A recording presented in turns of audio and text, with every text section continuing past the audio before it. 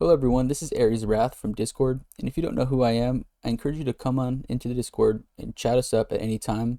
We talk about just about everything, and it's usually a pretty good time. With that being said, I have discovered a potential issue with PEP over the last week that wasn't so big until I really looked into it, and it could cause a lot of problems in the future. Although I don't go into detail with it because I don't want this to be a FUD video, and I kind of want people to do their own research as I feel like that's the most important part of investing into something. I did come up with a potential solution or a mitigating factor that could help us long term instead of just in the immediate future. With all that being said, let's start with the problem. And the problem is Litecoin pool, which for some background around them, they are actually a pretty large pool. I think they're like fifth or sixth in total hash rate for the entire Litecoin network with only 6,000 people, which is insane. But they only allow for payouts in Litecoin and Doge. With that being said, they've accumulated a lot of PEP in the last year that they've been mining, essentially 4.5 billion coins at the time of recording this video, which is equivalent to about $4.5 million. Instead of talking about it, why don't I just show you? All right, so if we go on PEP blocks and we go to the rich list, and number 2 you could see is Litecoin pool. Now, if we click on their profile, users calculated on average to make about 3 million a day from block rewards. But if you scroll down and you check out their transaction or what they sent out, this is where the potential issue comes because they have been selling, albeit it's only 10 million a day, and in the grand scheme of things, and percentage wise to 4.5 billion coins, it's really not that much, but it is still something, and it appears they do it just about every day to every other day, and they've been doing it for at least the last 30 days. With that being said, I did want to point out this issue and how potentially damaging it is, but I also want to outline a way to prevent this from damaging future gains and future potential within our project, within our community. So now how does that affect us? Well, given that they're only selling 10 million PEP a day, it really isn't that bad yet, but they do have the ability in the future to stifle any momentum upward that we may have. Also, they have the ability to cause serious damage as they have more supply than we have bids on the books. Now, financially, is this unwise and silly for them to do? Absolutely. But as anyone knows, when you're looking at millions of dollars in front of you that's just sitting there, people tend to make very poor decisions. As my dad used to say, one in hand is always better than two in the bush. So at the beginning of this video, I said I had a solution. And I think I do, and it's a community-led and involved solution where there are no essentially one person in charge of anything, except it's a collective pool of the entire community that votes and decides what we do within this project. And that solution would be a community-led mining project. Now, what this would allow us to achieve is it would allow us to offset negative implications of large holders of the coin due to the merged mining effectiveness. We could effectively sell Doge or Litecoin or pool it in order to eat up some of those large sell volume orders. In order to create a little bit more price stability, we would be able to produce passive income for all of the donation events we do within the community, within our Discord, because we airdrop tons and tons of PEP every day for free. All you have to do is type one time every 20 minutes inside the chat, and you have the opportunity to earn literally free money. But this will also allow us to do community and volunteer efforts worldwide. And I'm not talking like giving people money or volunteering at a food bank. I'm talking like real constructive efforts and using our funds and flying people within our community out to go lead those projects for communities that are outside of their own. This will help other people get a better perspective of the world and the communities that we surround ourselves with online every single day. And lastly, it will help us grow and increase the effectiveness of decentralization within our own chain and the community involvement within the entire crypto community. To break this down very swiftly, our biggest holder is a pool which holds 5% of our supply. They are slowly selling, but have the ability to create serious damage and negative perception within and to our community.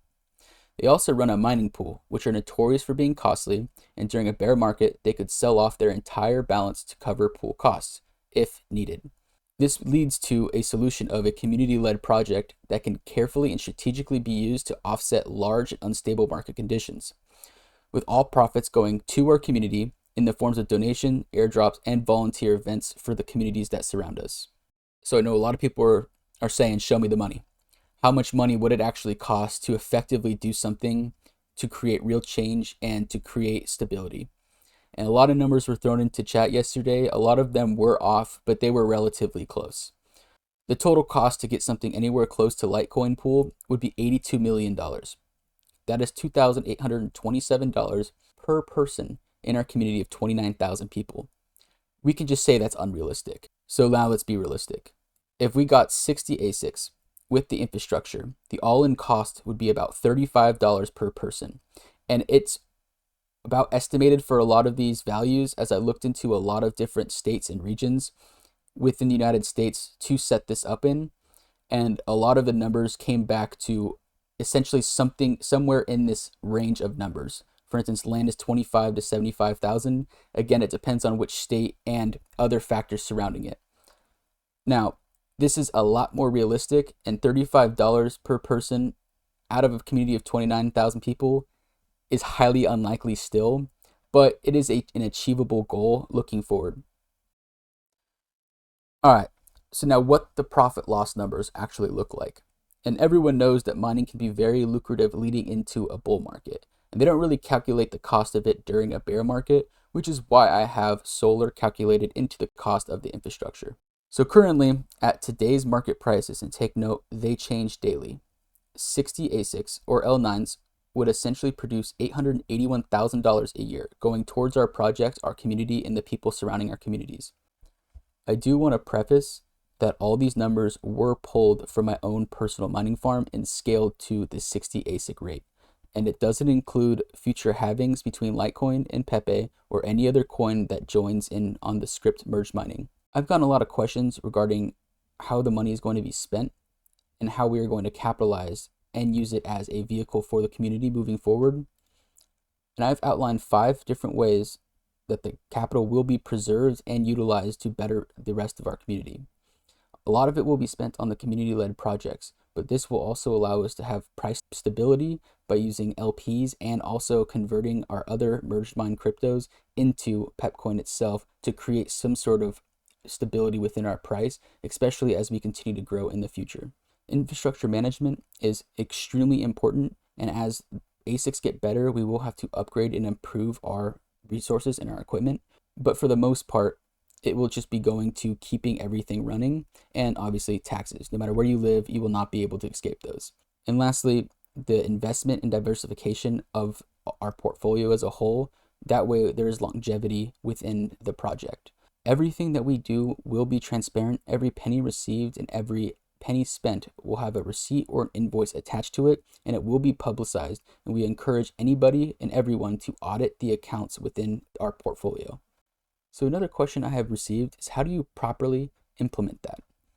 And by creating 2 tiers, I feel like this is the best way to move everything along and streamline it. There are no donation tiers. I don't want to devalue any money anyone sends, because in not every country is USD easily achievable. But every donor will be responsible for voting on what happens inside the infrastructure. The reason they are not responsible for voting on the outside of the infrastructure is that'll be done by paid contractors who have to abide by zoning and laws within the town or state that you're in. But they will be responsible for also voting on the 5 key members. And that is every quarter or 3 months to take ownership. If something were to happen to me, this will be outlined in the articles of formation for the nonprofit. And this is legally binding. This is something that there will be a lawyer in order to create the non-for-profit. They will also be responsible for voting on how wallet funds are diversified. Again, the key is to be sustainable. Key holders and myself will not get a vote. We will be responsible for setting up and organizing meetings, but we will not receive a vote for anything that happens on or around the miners. This is because that we don't want to hold so much weight within 6 people. We want everybody to have that power and that authority within the community. All personal information of key holders and donators will remain confidential, and it will never be released. Now, I will have to obtain key holders certain personal contact information. That way they can be reached by a lawyer if necessary. But in all cases, all that stuff will be completely confidential. Because this is a community-led project and community-backed project, every penny within the wallet will be decided by the community how it's released, whether it's by airdrops, donations, volunteer events. Maybe there's a single mom in a city that has a broken down car and can't afford to buy a car. If we as a community vote to use the funds within the wallet to buy her a car, that will be based on the entire community as a whole, not just the donors or myself. With that being said, 50% of all the entire wallet will have to be kept for maintenance funds. Just in case something happens, we have to make sure we have money on hand to keep everything going. And for the last question, how do we keep this sustainable? I've come up throughout this presentation with multiple ways to keep it sustainable. What if something happens to me? What if something happens to the algorithm that we're mining on? What happens if legislation changes? What happens if there's a solar flare or an EMP and it renders all of our equipment useless? And what happens if this doesn't gain enough traction? And I think this needs to be highlighted more than the rest, because all proceeds and money donated will be sent back to the sender, either their wallet address if it's with crypto, or back to their PayPal if this does not gain enough traction. We don't need $1 million for this to work, but there is substantial capital needed in order to get everything going. And if we can't achieve that, I don't feel comfortable holding all your money waiting for the day that potentially we do. It will all be returned and sent back to you. With all that being said, I do think that this is an excellent opportunity for people to get into mining who either don't have the infrastructure or the $1,000 in capital to get started, and do it for good, do it for change, and do it for the betterment of everybody, because at the end of the day, everybody will benefit from this, not just one person. With a lot of the people that I've talked to in the community, and a lot of us have seen it online, people make a crap ton of money off of crypto and they blow it, and they take a video of them blowing all their money, and they literally record their downfall every step of the way. Most people in the community just want to be comfortable, and nowadays it's getting harder and harder every day to achieve. If we could, as a community, allow everyone to live comfortably and allow everyone to be secure financially within their life and going forward, that's the kind of project I want to be a part of, and that's the kind of community I want to be a part of. So with this, we have the ability to potentially achieve that. No matter where you're at in the world or no matter what you're doing, all of that is possible. Let's try to push our community to be the better crypto community and to be better overall, and to push each individual to be a better person overall. Thank you guys. Have a good night.